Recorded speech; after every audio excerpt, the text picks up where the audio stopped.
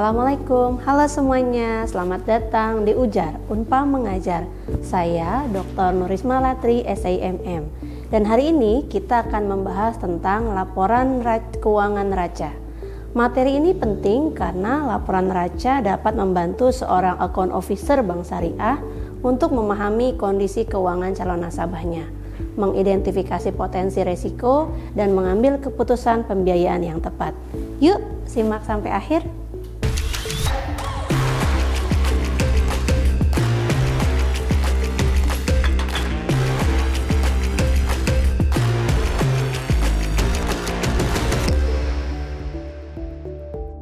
Setelah mengikuti video ini, kalian diharapkan mampu 1. Menganalisis laporan keuangan neraca, 2. Menganalisis komponen aktiva, dan yang ketiga, menganalisis komponen pasiva. Kita mulai dengan laporan keuangan neraca.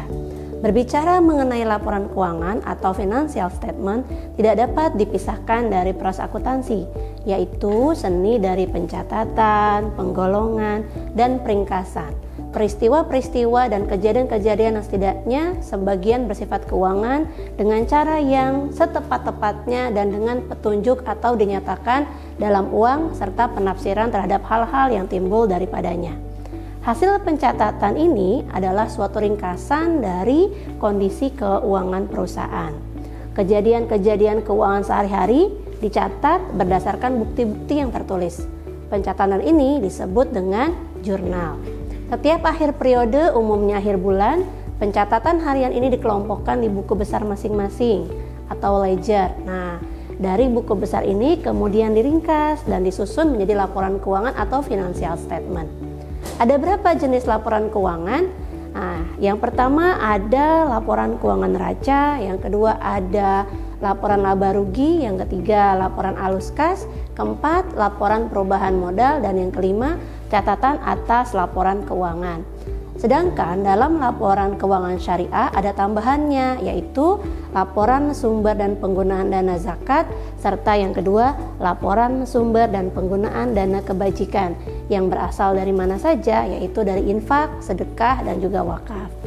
Nah, laporan keuangan ini penting yang disusun dalam neraca atau laba rugi, di mana ini bermanfaat bagi pelaku atau SDM bank syariah, di mana bank syariah menjadi pihak kreditur yang akan memberikan sumber dana atau pembiayaannya. Antara lain, 1. Memberikan informasi keuangan yang dapat dipercaya mengenai aktiva dan kewajiban serta modal perusahaan calon nasabah. Yang kedua, memberikan informasi perubahan aktiva netonya. Aktiva dikurangi kewajiban suatu perusahaan yang timbul dari kegiatan usaha dalam rangka memperlaba. Nah, yang ketiga, memberikan informasi keuangan. Untuk apa? Untuk menaksir potensi perusahaan dalam menghasilkan laba. Yang keempat, memberikan informasi penting lainnya mengenai apa saja aktiva, perubahan kewajiban, atau aktivitas pembiayaan dan investasi. Nah, yang kelima, manfaatnya yaitu dapat mengungkapkan sejauh mungkin informasi lain yang berhubungan dengan laporan keuangan yang relevan. Seperti apa? Seperti informasi kebijakan akuntansi yang dianut oleh perusahaan. Selanjutnya kita masuk kepada komponen aktiva. Neraca umumnya disajikan dalam satu dari dua bentuk, bisa bentuknya skontro atau yang vertikal. Nah, pada account form, aktiva disajikan di sebelah kiri atau debit ya, sedangkan kewajiban dan modal di sebelah kanan. Nah, pada report form penyajian disusun dengan urutan ke bawah dimulai dari aktiva, kewajiban, modal. Apa itu aktiva? Aktiva itu adalah segala kekayaan yang dimiliki oleh suatu perusahaan. Nah, yang dimaksud dengan kekayaan ini adalah sumber daya yang dapat berupa benda atau hak yang dikuasai dan yang sebelumnya diperoleh perusahaan melalui transaksi atau kegiatan masa lalunya. Nah, untuk dapat diakui sebagai aktiva, kekayaan atau sumber daya tersebut harus bisa diukur dengan apa? Dengan satuan mata uang, bisa rupiah, bisa dolar, atau mata uang lainnya tergantung situasi dan kondisi yang menyertai perusahaan. Nah, bisa kawan-kawan lihat di layar, pada sisi aktiva, komponennya secara umum terdiri dari apa saja? 1. Ada aktiva lancar, ada investasi, aktiva tetap, aktiva tidak berwujud, ataupun aktiva-aktiva lainnya. Apa itu aktiva lancar? Aktiva lancar atau current asset adalah aktiva yang diharapkan dapat dicairkan atau diuangkan tidak lebih dari 1 tahun atau 1 siklus akuntansi. Terdiri dari apa saja?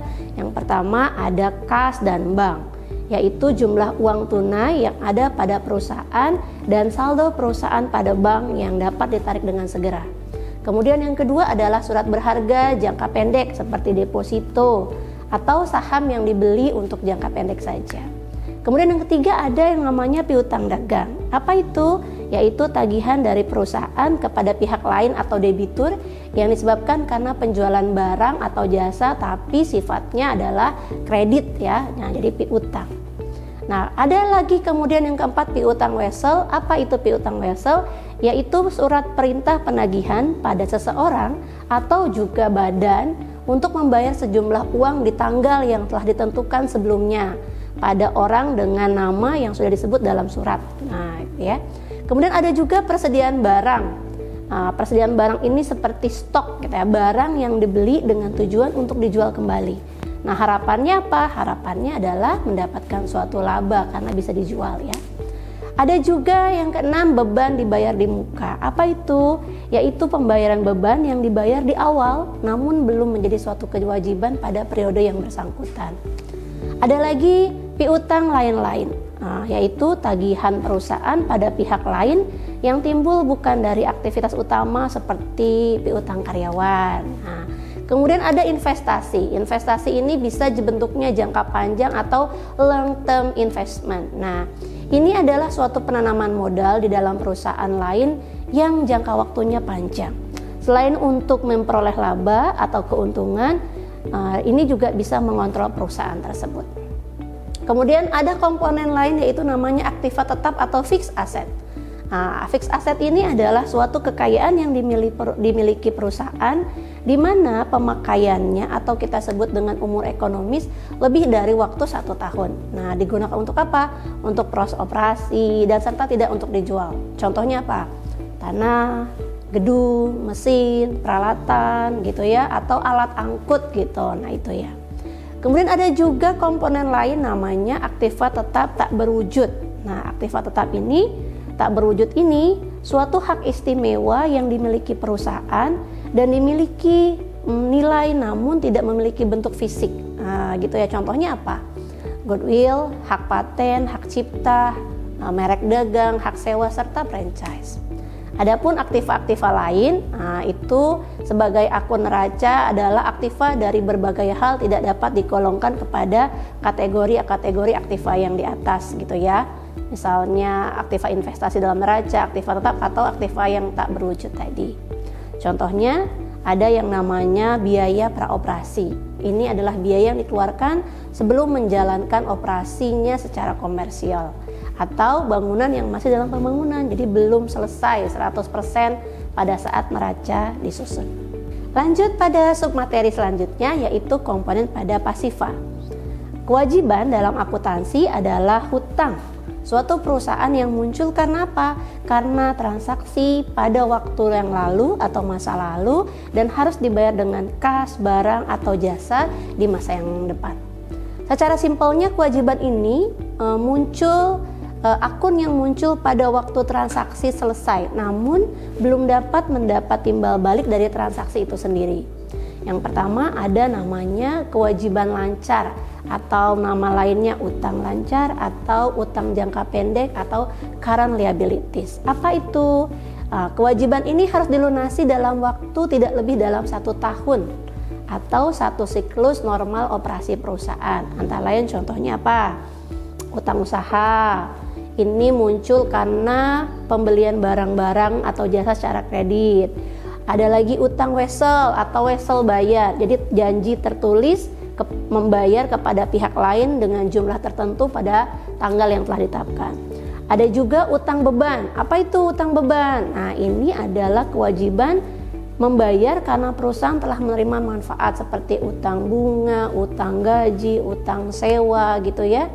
Ada juga komponen lainnya namanya pendapatan diterima di muka. Nah, ini adalah pendapatan yang belum menjadi hak tapi sudah kita terima pembayarannya. Contohnya apa? sewa dibayar di muka, bunga diterima di muka. Kewajiban lainnya selain jangka pendek ada namanya kewajiban jangka panjang atau long term debt. Nah ini apa? Ini kewajiban yang harus dilunasi waktunya lebih dari 1 tahun. Kalau jangka pendek kurang dari 1 tahun, kalau jangka panjang lebih daripada 1 tahun gitu ya. Nah yang ketiga ada namanya kewajiban lain-lain atau hutang lain-lain. Nah hutang ini atau kewajiban ini tidak sesuai dengan klasifikasi yang termasuk di atas, baik itu kewajiban lancar atau kewajiban jangka panjang. Contohnya apa? Misalnya uang jaminan yang diterima dari pelanggan. Nah itu ya, itu contohnya. Hutang lain juga ada yang sifatnya disubordinasi. Apa itu?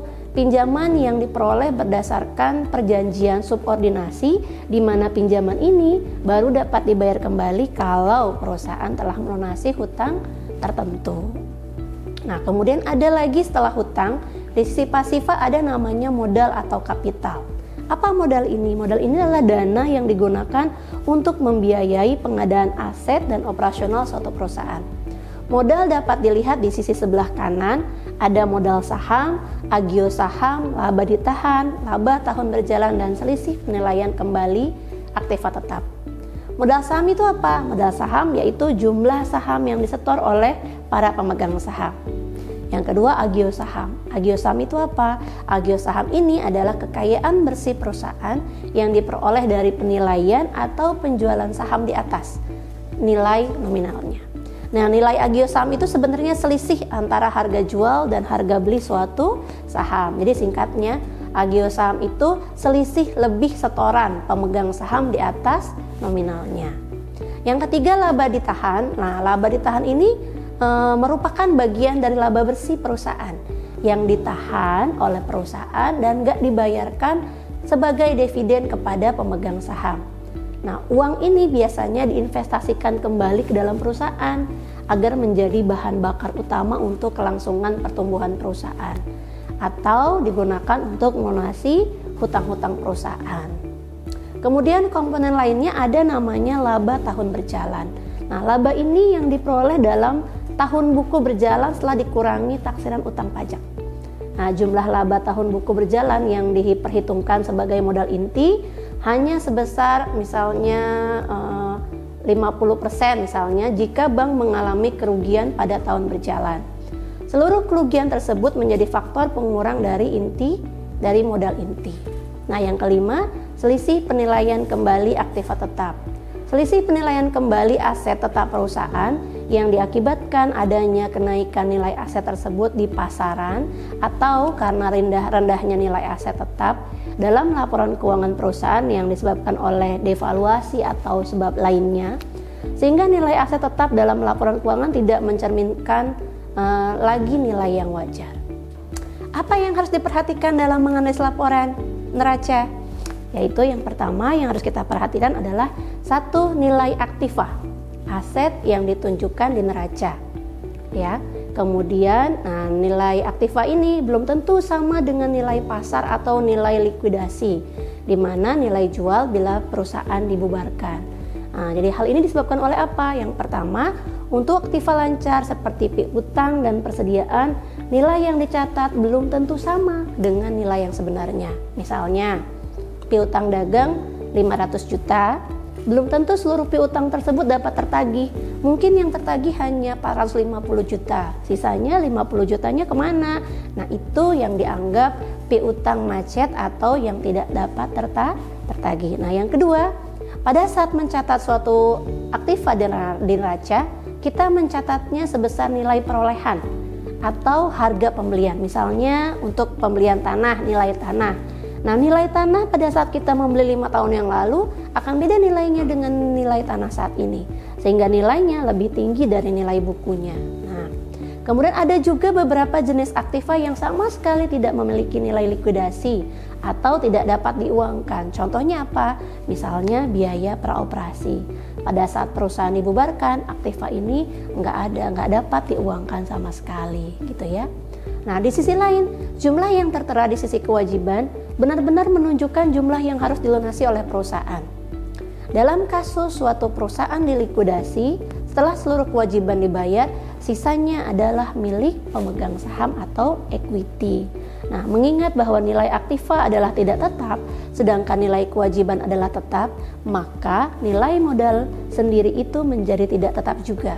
Sehubungan dengan hal di atas, maka sebelumnya mulai melakukan analisis keuangan, account officer Bank Syariah harus menganalisis secara rinci atas setiap pos-pos di neraca ini. Bila perlu, kita perlu melakukan rekonsiliasi atas pos-pos neraca dengan mengeluarkan pos-pos yang tidak memiliki nilai likuidasinya.